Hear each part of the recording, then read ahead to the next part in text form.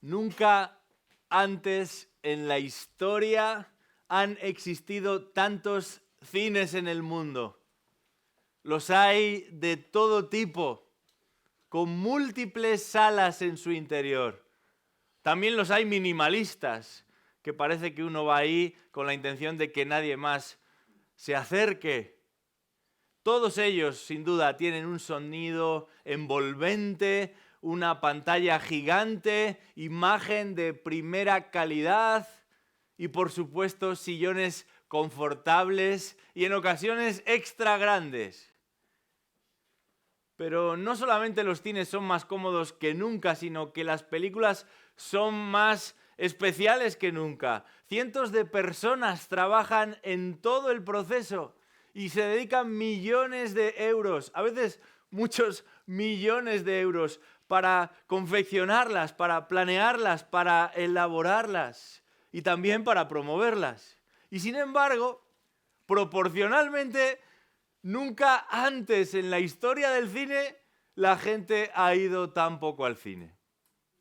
Los productores se quejan y los dueños de las salas están preocupados. Y no es precisamente porque las historias que muchas veces contienen resulten poco impresionantes o desafiantes, pero la gente tiene otros intereses.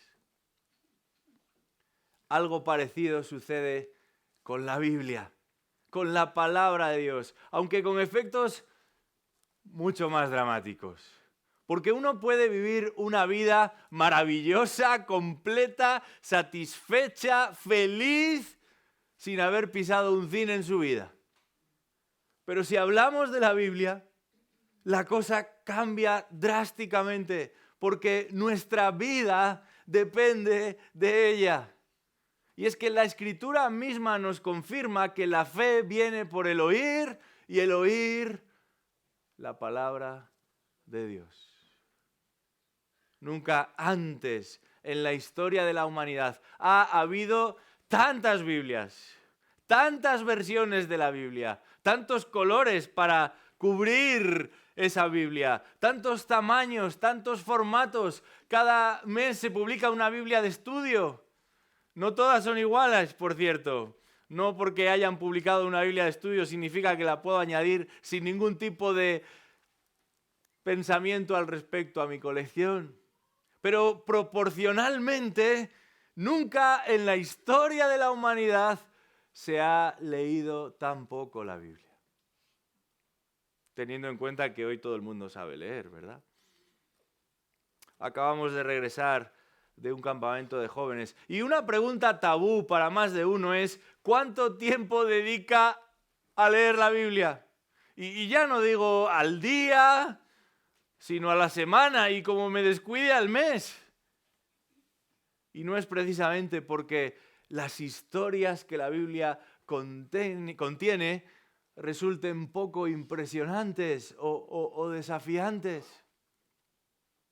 En esta mañana nos acercamos a una de esas historias impresionantes y desafiantes al mismo tiempo. Y lo hacemos de mano de sus protagonistas, porque serán ellos quienes nos relaten los hechos en primera persona. Serán ellos quienes nos acerquen en primera persona a uno de los sucesos más dramáticos en todo el Nuevo Testamento. Os invito a abrir vuestras Biblias en el Evangelio de Mateo, capítulo 12, y estaremos leyendo los versículos del 22 al 29. Porque aquí nos encontramos con la intervención más polémica de Jesús, la más dramática, pero al mismo tiempo definitiva si de lo que se trata es de entender quién es Jesús. Vamos a leer el texto. Evangelio de Mateo, capítulo 12, comenzaremos leyendo en el versículo 12. Dice así la palabra de Dios. Entonces le trajeron un endemoniado, ciego y mudo, y lo sanó. De manera que el mudo hablaba y veía. Y todas las multitudes estaban asombradas y decían, ¿acaso no es este el hijo de David? Pero cuando los fariseos lo oyeron, dijeron, «Este no expulsa a los demonios, sino por Belcebú, el príncipe de los demonios».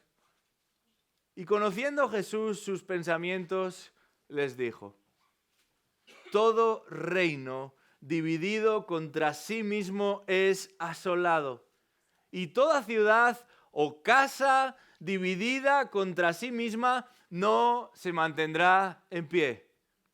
Y si Satanás expulsa a Satanás, está dividido contra sí mismo. ¿Cómo puede entonces mantenerse en pie su reino?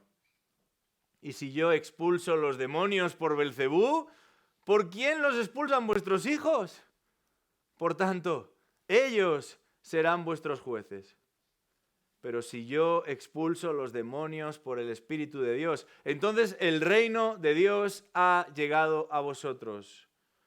¿O cómo puede alguien entrar en la casa de un hombre fuerte y saquear sus bienes si primero no lo ata? Y entonces saqueará su casa. Hasta aquí nuestra lectura en esta mañana.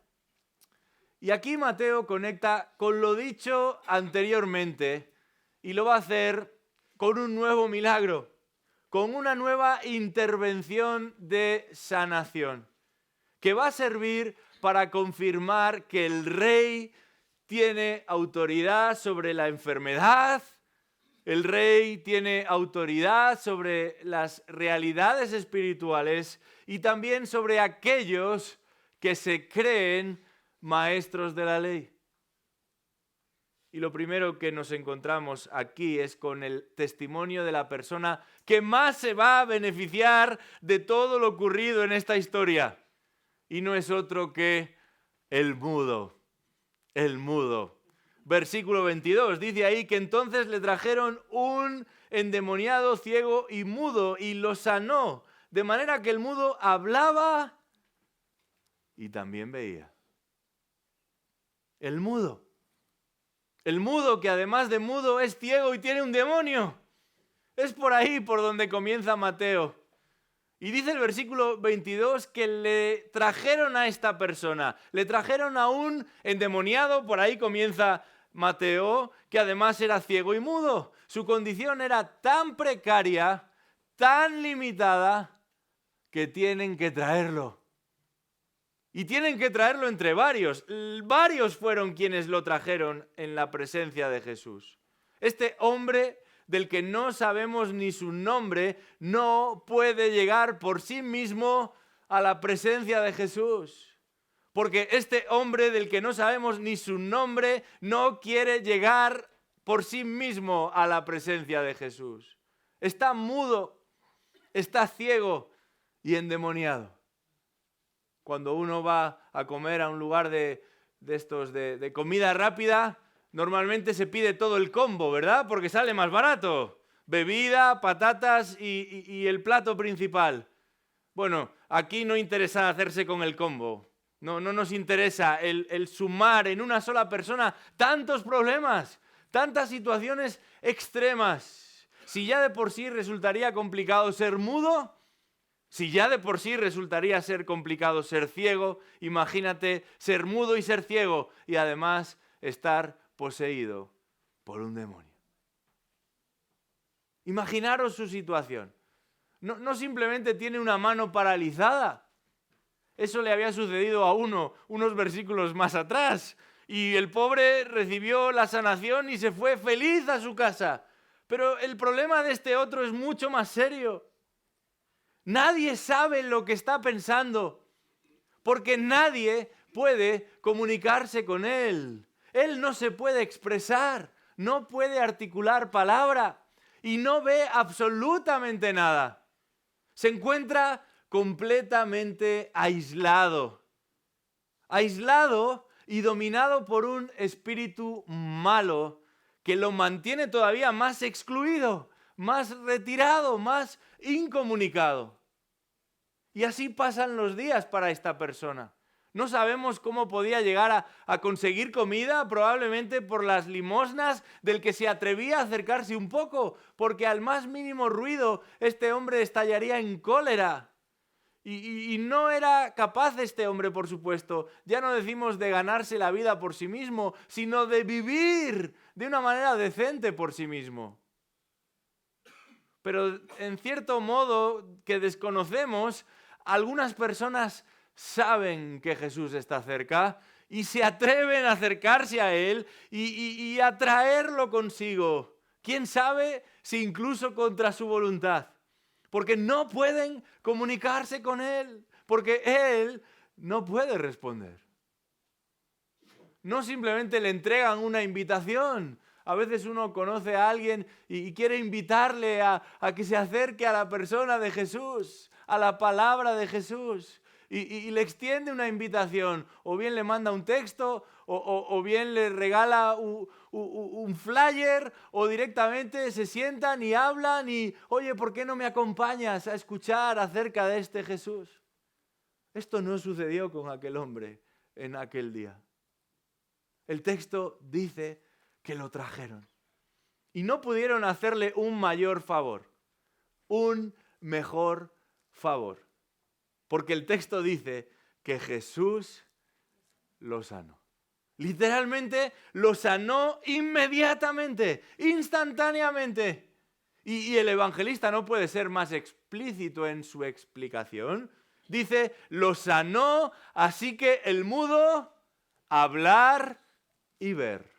Esos verbos que no se podían conjugar con él como sujeto, desde ese momento se hicieron una realidad para este hombre.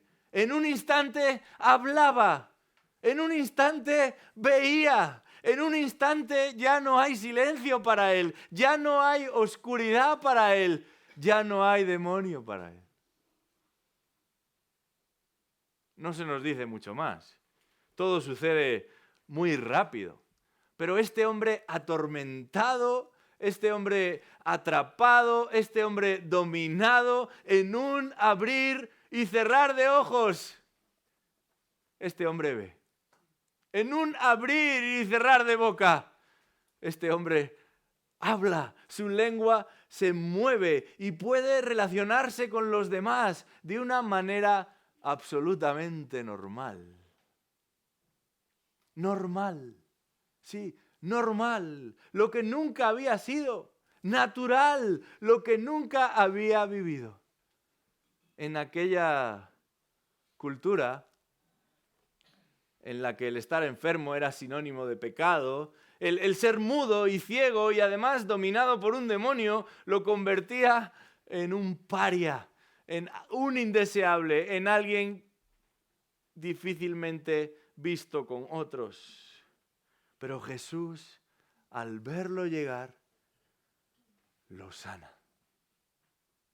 Y una vez más queda patente la compasión de Jesús, por supuesto su poder, pero también su compasión hacia la escoria de la sociedad. Y la escoria, cuando se trabajan metales, es lo que sobra del metal.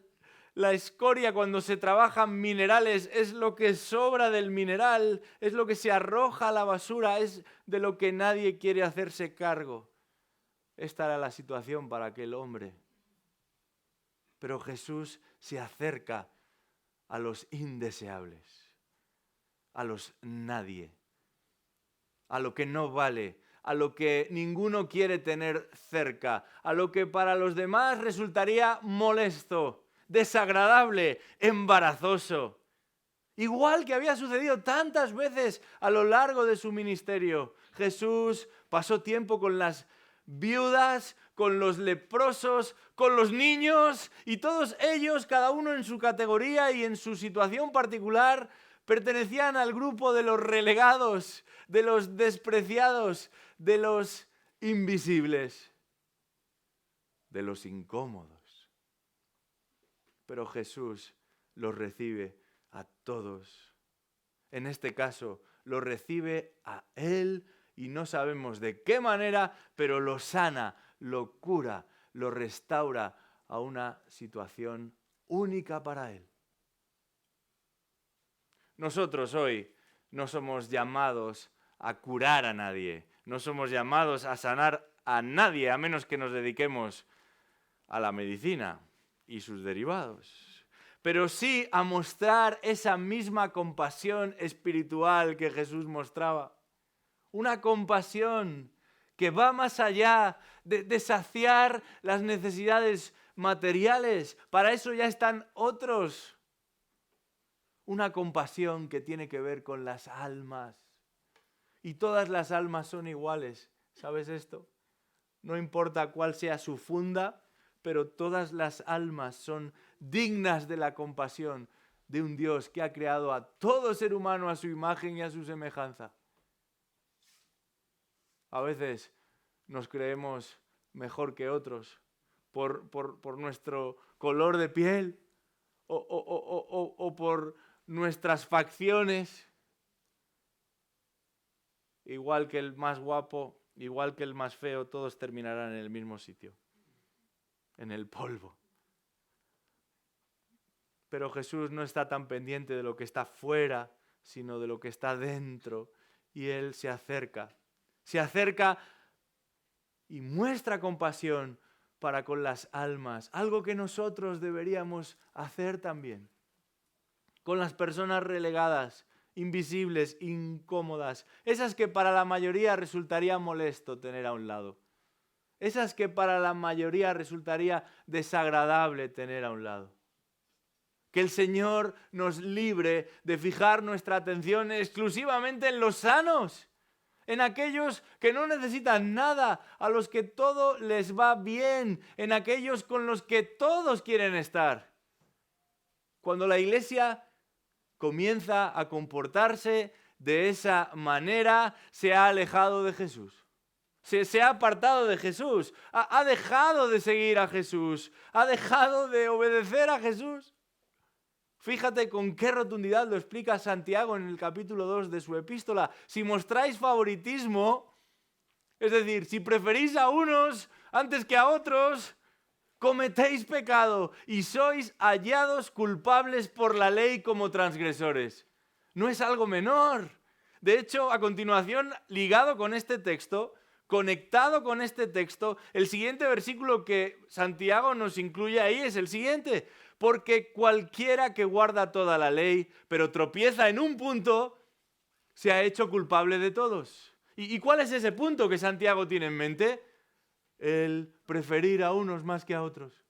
El dar lugar a unos más que a otros. Porque tienen dinero, porque tienen recursos, porque son populares, porque son guapos, porque son altos. La razón es lo de menos. Pero Jesús no actuó de esta manera y espera de sus seguidores que no actúen de esta manera. Aquel mudo que además era ciego y estaba dominado por un demonio, lo experimentó en sus propias carnes. Pudo dar testimonio en primera persona de la comunión de Cristo Jesús. Una existencia verdaderamente lamentable. A veces nos levantamos en un día lluvioso como hoy y nos quejamos. ¡Ay, me duele la cabeza! ¡Ay, los huesos! ¡Ay, que ya no soy el que un día fui! Nos quejamos constantemente. Nada que ver con la vida de este hombre. Pero Jesús va a intervenir. No lo buscaba ni podía encontrarlo, pero un encuentro con Jesús transformó su vida. Lo cambió completamente, plenamente, públicamente. Y esta es una ilustración perfecta, espiritualmente hablando, de lo que sucede con una vida transformada por Jesús. Todos aquellos que han venido a los pies de Cristo un día estaban mudos también, incapaces de dirigirse a Dios. Todos aquellos que han venido a los pies de Cristo un día estaban ciegos también, incapaces de reconocer la mano de Dios en ellos. Un día todos los que vinieron a los pies de Cristo, reconocieron que vivían dominados también. No por un demonio directamente, nuestro pecado es un amo lo suficientemente fuerte como mantenernos no a raya, sino fuera de la raya. Pero sin saber cómo, sin entender cómo, sin necesariamente buscarlo o desearlo activamente, Jesucristo sale a nuestro encuentro. Y ese encuentro nos cambia completamente, plenamente, públicamente. Y ya nada es igual, ya nada puede ser igual, porque ahora hablamos y expresamos nuestra alabanza delante de Dios. Porque ahora vemos y notamos la mano de Dios actuando en nosotros y también en otros. Porque ahora somos libres, libres del dominio, de la esclavitud del pecado. Nuestro dueño es otro. Nuestro Señor es otro. Es a Él a quien amamos y es a Él a quien servimos. Es a Él a quien seguimos y es a Él a quien obedecemos. Podemos obedecer y queremos obedecer. Y eso supone un impacto para nosotros y también para otros. Porque de la misma manera que el mudo habló, ya no quiso quedarse callado. De la misma manera que el ciego vio y ya no quiso dejar sus ojos cerrados. Nosotros hablamos acerca de las maravillas de Dios, porque las hemos experimentado. Nosotros vemos las maravillas de Dios, porque están completamente a nuestro alrededor todo el tiempo. Nosotros obedecemos, porque le amamos, y le amamos, porque Él nos amó primero. Aunque como aquel mudo, ciego y endemoniado, no lo merecíamos. Y eso nos lleva directamente al segundo gran grupo de personas del que nos habla esta historia. Y lo encontramos en el versículo 23, y no es otro que la multitud, una multitud. De hecho, en el texto se habla en plural y dice ahí, versículo 23, todas las multitudes. La idea es señalar la gran cantidad de gente que había sido testigo de lo que había sucedido. Dice, todas las multitudes estaban asombradas y decían, ¿acaso no es este el hijo de David? Y es que todo sucede a la vista de una gran multitud. Una gran multitud que al observar lo que ha sucedido está conmocionada. Dice el versículo 23 que la multitud se asombraba, se anonadaba y el verbo indica una acción que no termina en un instante, sino que se prolonga, no se detiene. Literalmente se volvieron locos.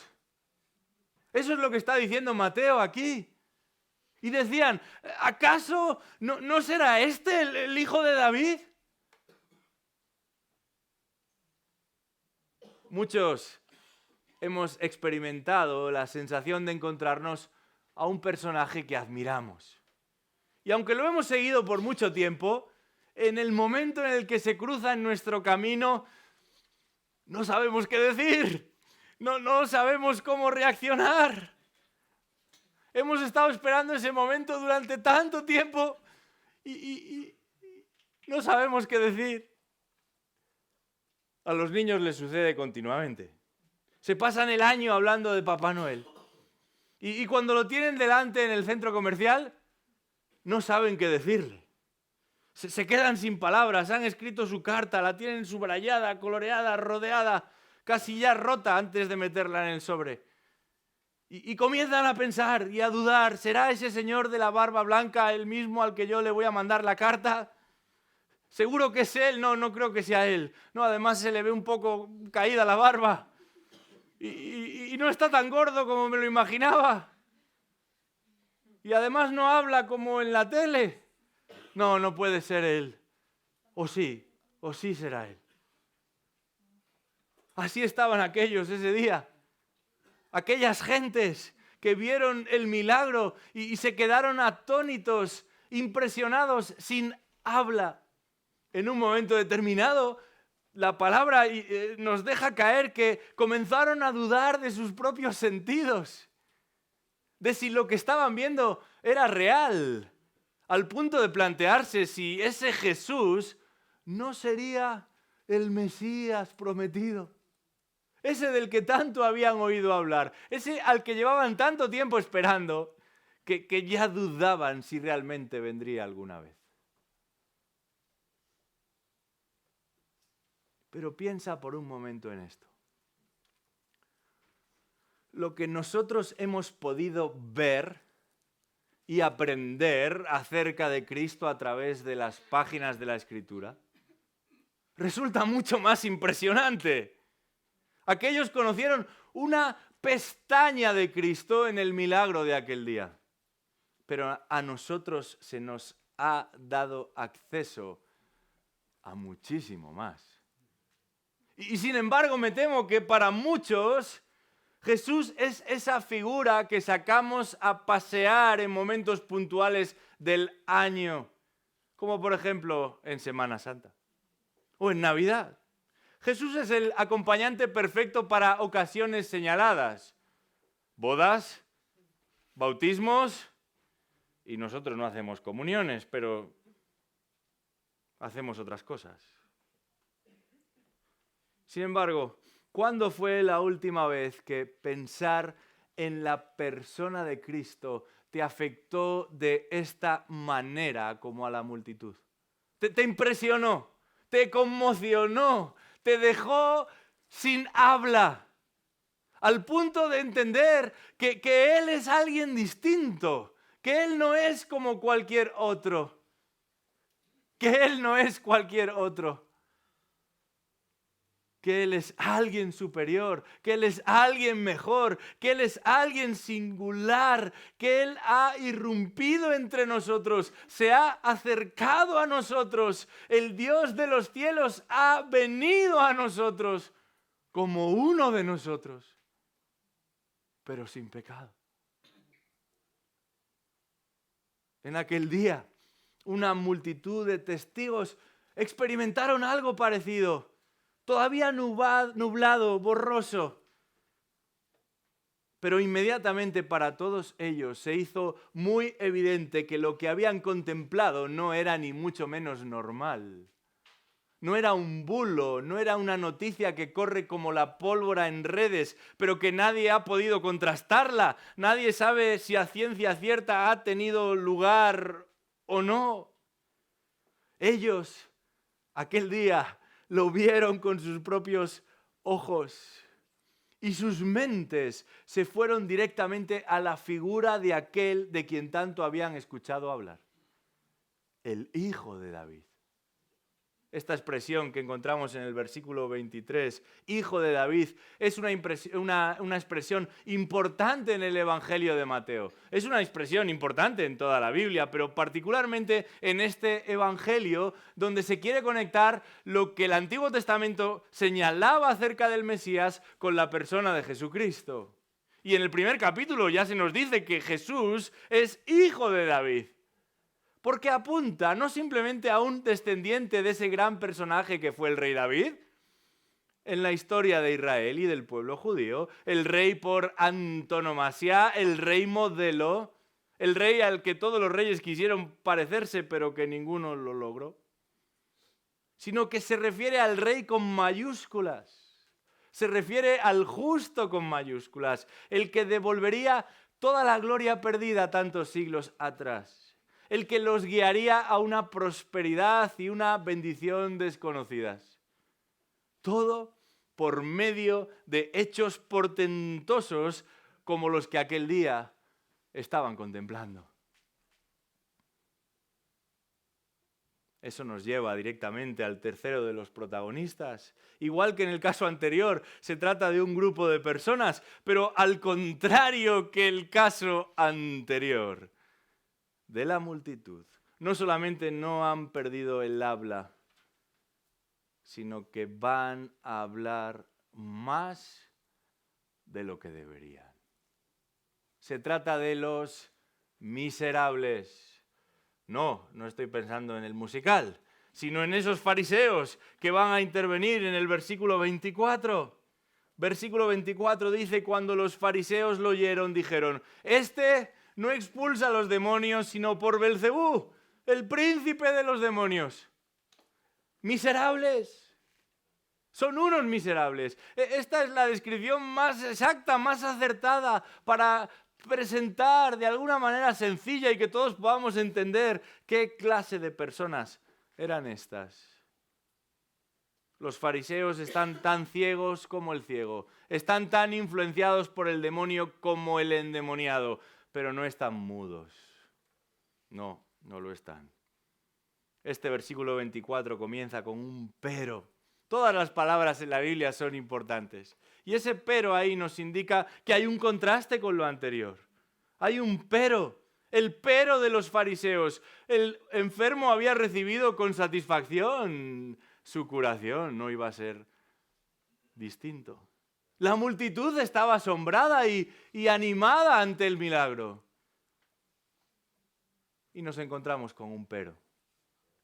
El pero de los fariseos. La queja de los fariseos. Los fariseos, en un sentido, van a pedir la hoja de reclamaciones, porque no están conformes con lo que se ha entregado, lo que se ha servido en aquel día. Hasta ese momento, a lo largo del capítulo 12 de Mateo, el tema de debate está siendo que Jesús sana en el día de reposo. Pero las élites religiosas, los maestros, los escribas, enseñaban que no se podía hacer un milagro un sábado. ¡Qué cosas!, ¿verdad?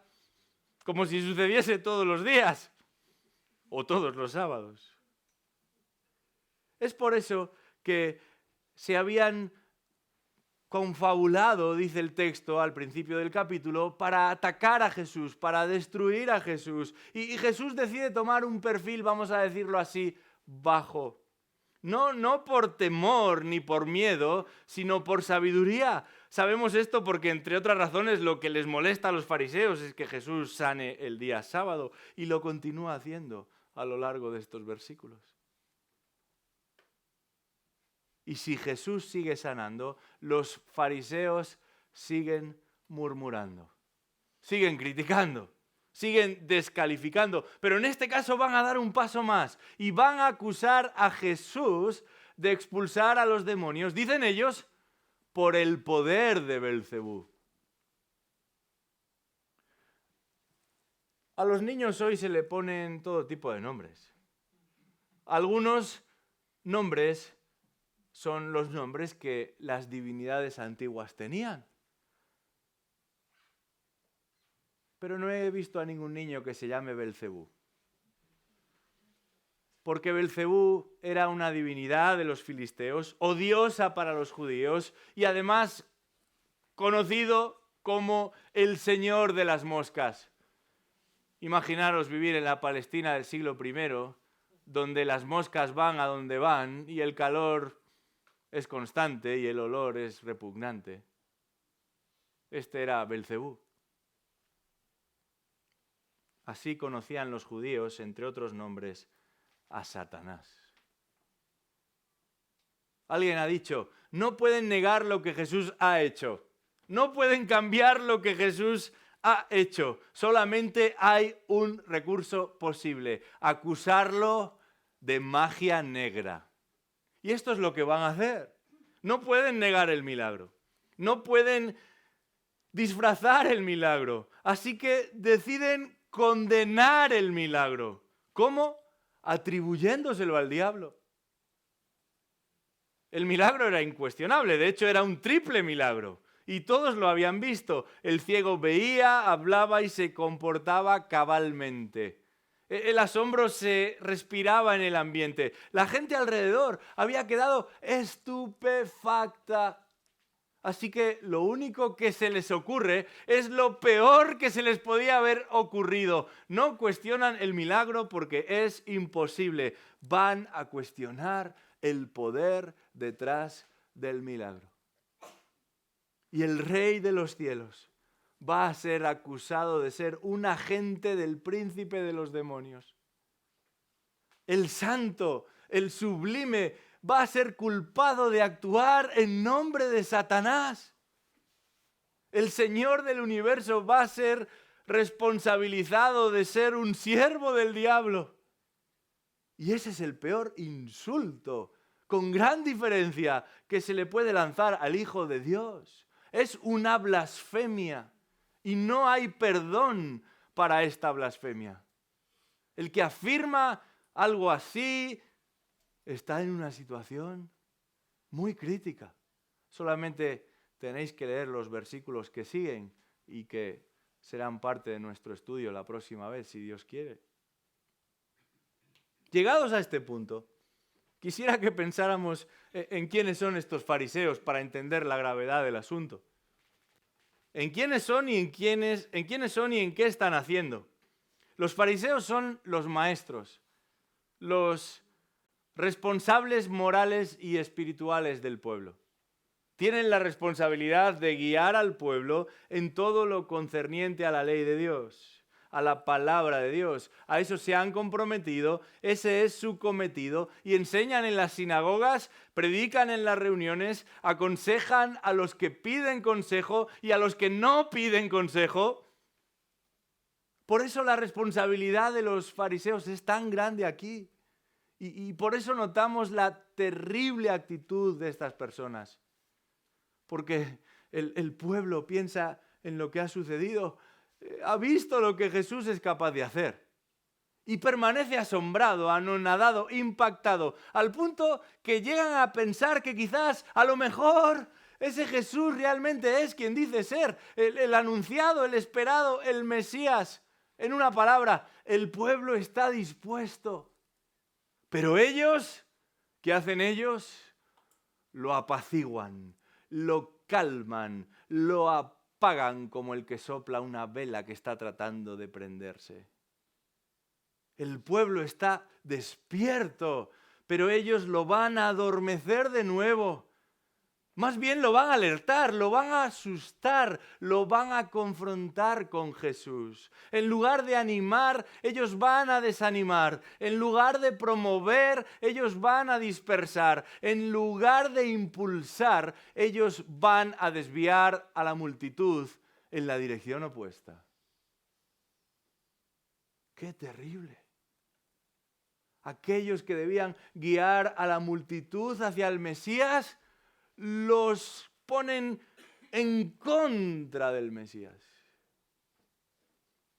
Con los años he conocido a varios, entre comillas, líderes evangélicos que caen bajo esta categoría de fariseos. No solamente no enseñan lo que deberían, sino que están confundiendo a la gente y están colocando a la gente en contra de la persona de Cristo. A ellos no les interesa la obra de Dios. Les interesa su obra. Son personas que desaniman a los que están animados si ellos no son el centro de la película. Son personas que desaniman a los que quieren apoyar la obra si ellos no son el centro de la obra.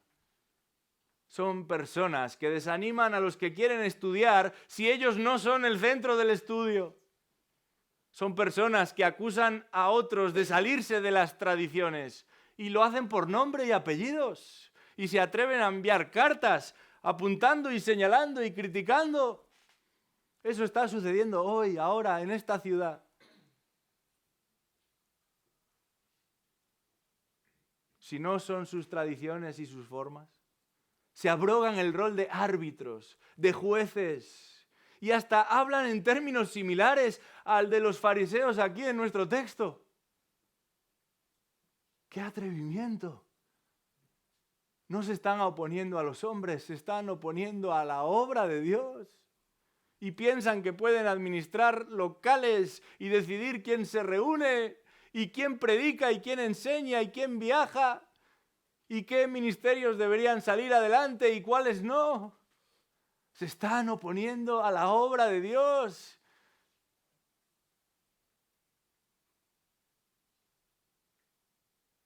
En el caso de estos acusadores de nuestro texto, no es la primera vez que lo hacían. Fíjate lo que dice Mateo capítulo 9, versículos 33 y 34. Dice ahí que Jesús, en otra de sus actuaciones estelares, había expulsado a un demonio. En este caso, el hombre estaba solamente mudo. No estaba mudo y ciego, solamente mudo. Pero las multitudes se maravillaban y decían, jamás se ha visto cosa igual en Israel. ¿Y qué hacían los fariseos?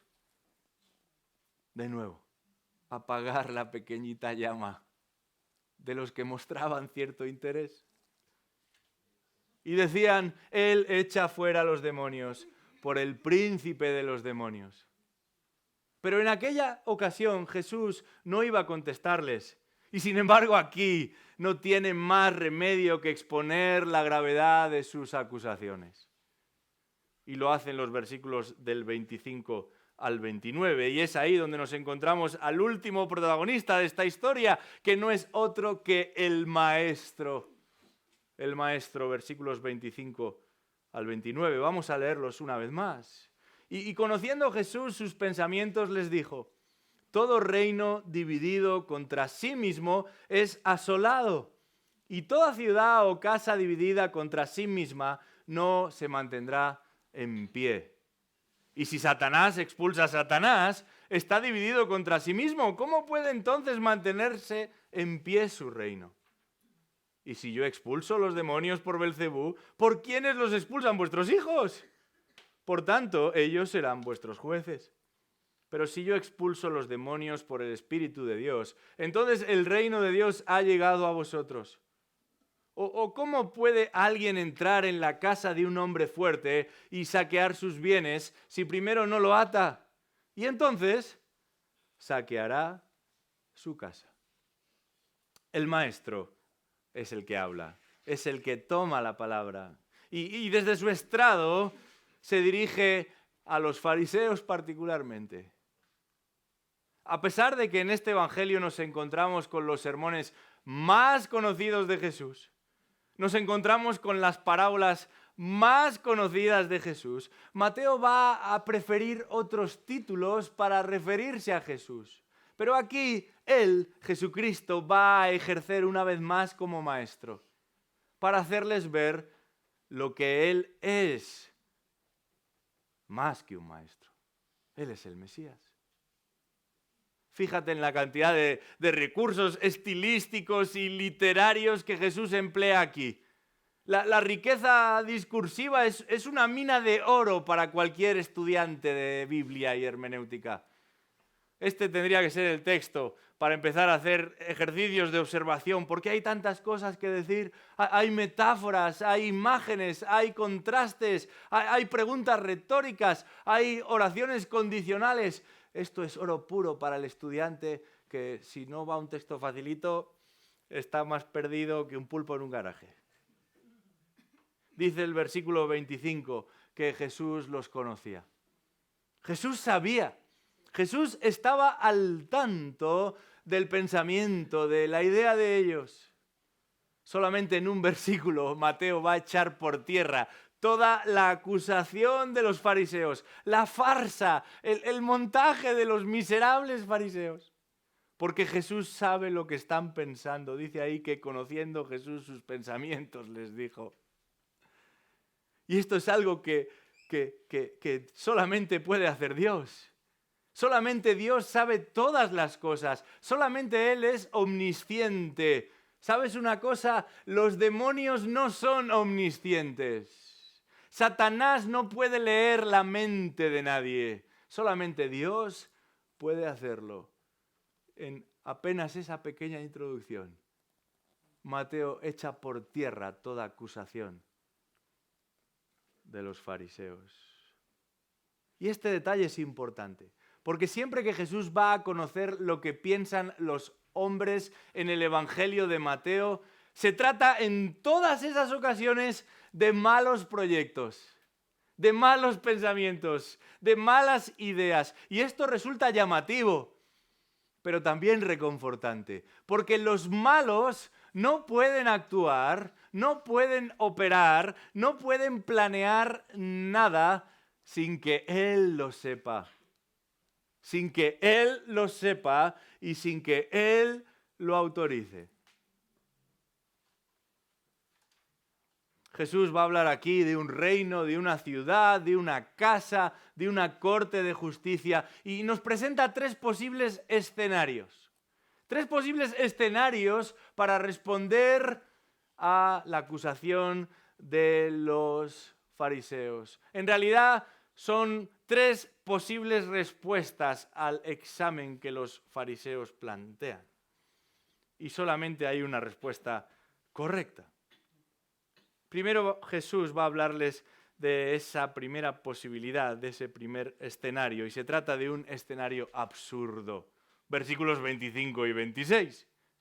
Dice ahí Jesús: todo reino dividido contra sí mismo es asolado, y toda ciudad o casa dividida contra sí misma no se mantendrá en pie.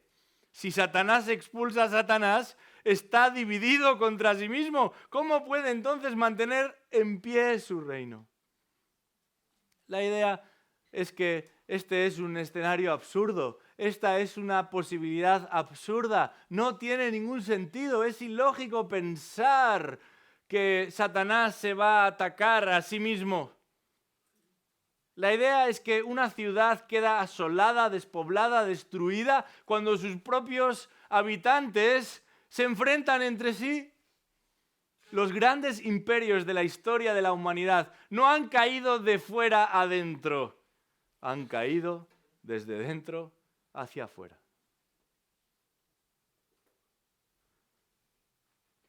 Una de las ciudades más importantes del mundo es la ciudad de Constantinopla.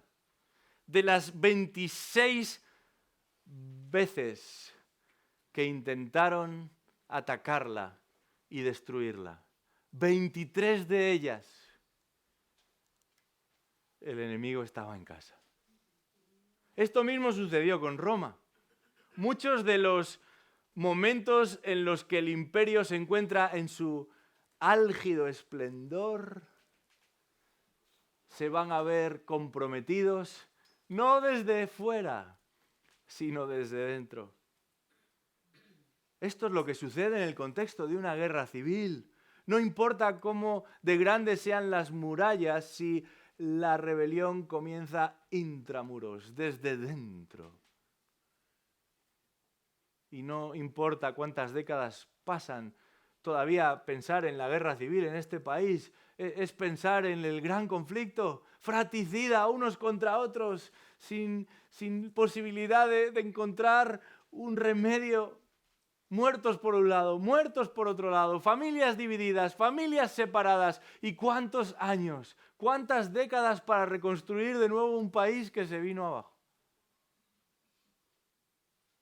Jesús les está diciendo, no tiene ningún sentido. Estáis planteando que Satanás pretende destruir a Satanás. Esa es la primera opción. ¿Cuál es la segunda opción? ¿Cuál es la segunda opción? El segundo escenario que Jesús les propone lo encontramos en el versículo 27 y es un escenario acusatorio. Fijaos en lo que dice ahí. Y si yo expulso los demonios por Beelzebú, ¿por quién los expulsan vuestros hijos? Por tanto, ellos serán vuestros jueces. Hay que clarificar aquí que los fariseos, en algunos casos, también eran, entre comillas, exorcistas. Los fariseos llevaban a cabo exorcismos también. Bueno, al menos lo intentaban. Pero cuando lo intentaban, no decían que lo que hacían era algo del demonio. En realidad estaban siendo unos hipócritas. Si tratar de expulsar un demonio era del demonio, entonces los fariseos eran del demonio.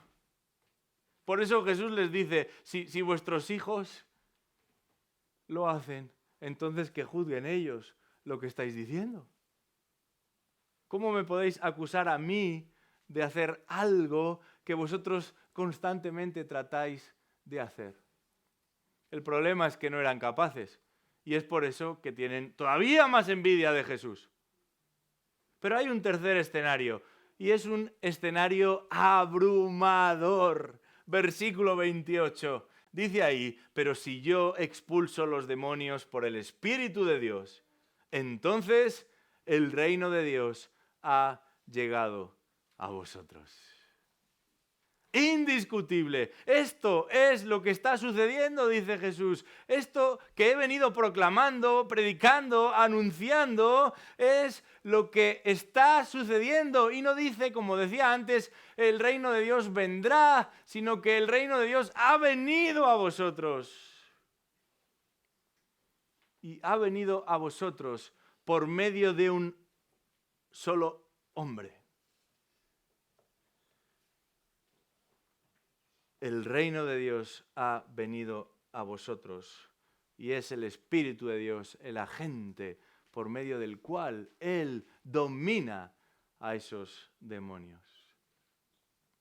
En este día celebramos a ese Dios hombre que muere como un hombre, al inmortal que se hace mortal para salvar a los pecadores, al que conquistó la muerte volviendo a la vida. Pero no con ejército ni con espada, sino precisamente ¿con qué?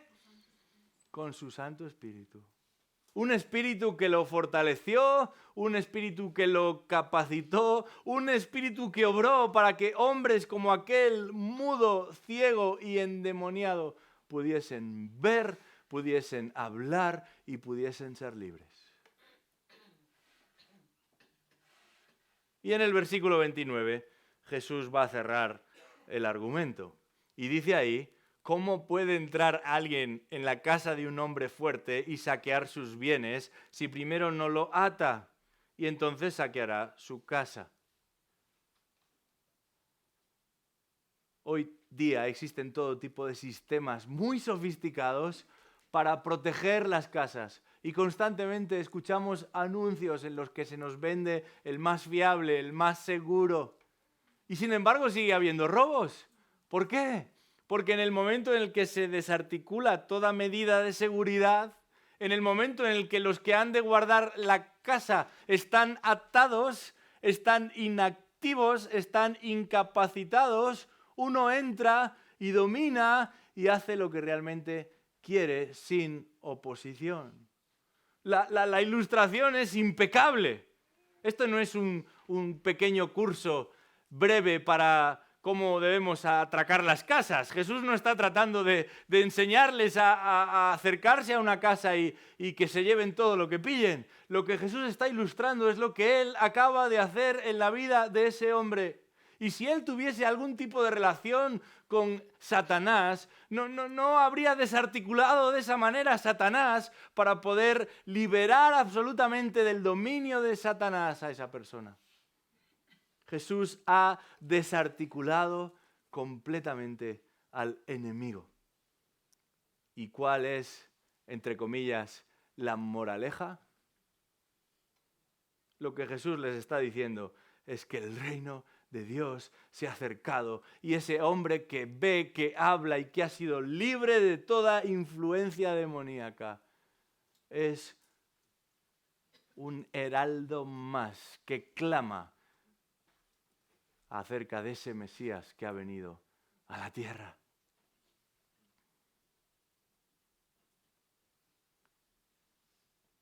Comenzábamos hablando del cine y de las películas y de lo mucho que últimamente algunos han dejado de lado a ese cine y a esas películas.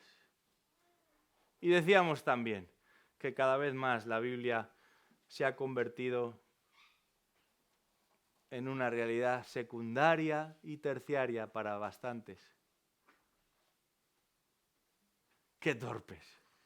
¡Qué necios! ¡Qué insensatos!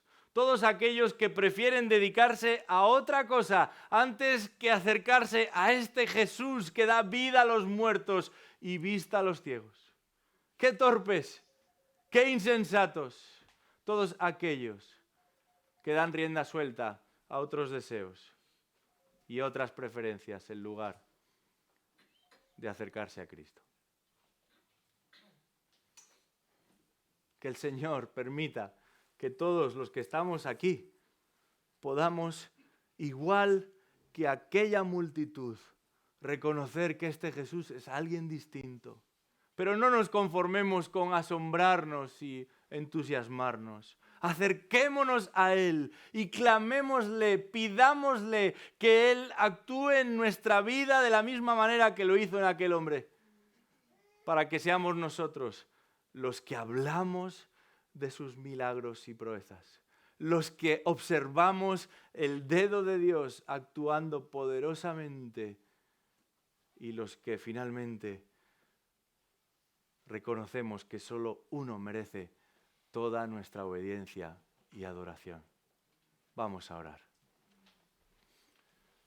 Señor, en este día te damos las gracias por Jesucristo, nuestro Salvador.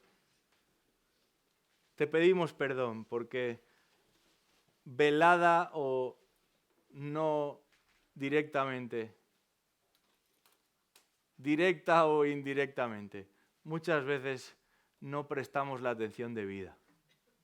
Y nos dejamos engañar y desmotivar por tantas voces a nuestro alrededor que nos invitan a otras realidades, a otras cosas, a otras distracciones. Te pedimos, oh Dios, que con ese espíritu que obró en Cristo y sigue activo en medio de nosotros hoy, tú nos alcances, tú nos arropes y nos abraces y no nos dejes desviarnos, no nos dejes ir. Oramos también por personas que todavía no son de ti.